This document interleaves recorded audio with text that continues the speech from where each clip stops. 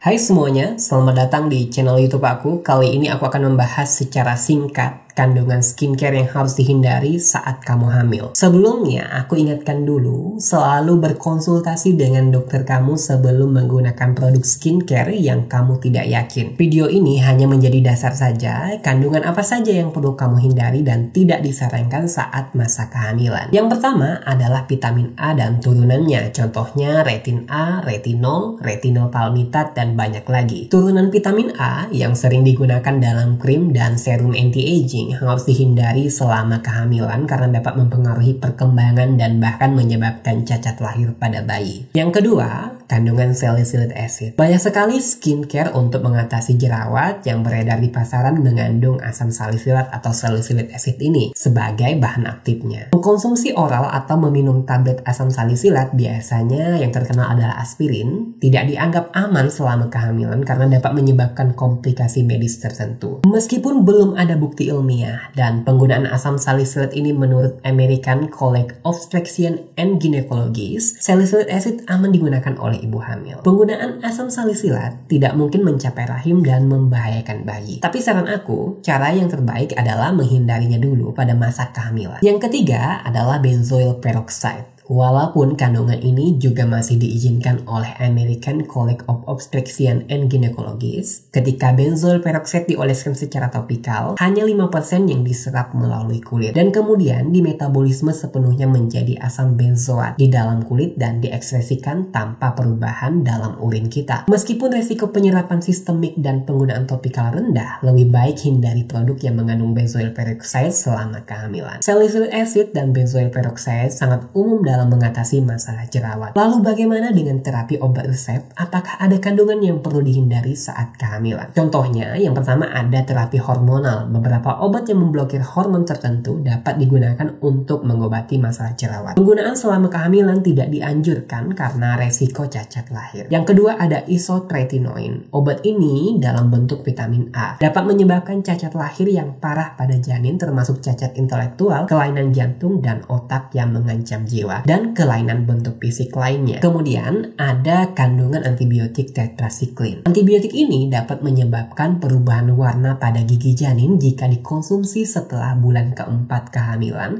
dan juga dapat mempengaruhi pertumbuhan tulang janin selama pengobatan yang dilakukan. Jangan lupa untuk berkonsultasi kepada dokter dan menanyakan kepada apoteker apakah obat yang kamu konsumsi aman diminum pada saat hamil. Kita lanjutkan ke kandungan yang keempat, ada chemical sunscreen, contohnya kandungan ofobenzone, oxybenzone, dan octocrylene. Mau kamu hamil atau tidak, sunscreen kimiawi sebaiknya dihindari karena berpotensi mengandung bahan-bahan yang dapat mengganggu hormon kamu. Bahan kimia seperti oxybenzone dan ofobenzone juga dapat mengganggu perkembangan sistem saraf bayi. Sebaiknya pilihlah sunscreen berbahan dasar mineral mengandung zinc atau titanium dioxide untuk menghindari resiko kesehatan. Walaupun punya kekurangan, biasanya menimbulkan sedikit white cast di kulit kita. Kandungan yang kelima adalah hydroquinone. Hydroquinone merupakan agen pencerah kulit yang ditemukan di banyak krim pemutih kulit dan sudah tidak diizinkan digunakan dalam skincare di Indonesia. Tapi banyak sekali skincare tanpa BPOM yang menggunakan bahan ini. Penggunaan hydroquinone di Indonesia harus dengan resep dokter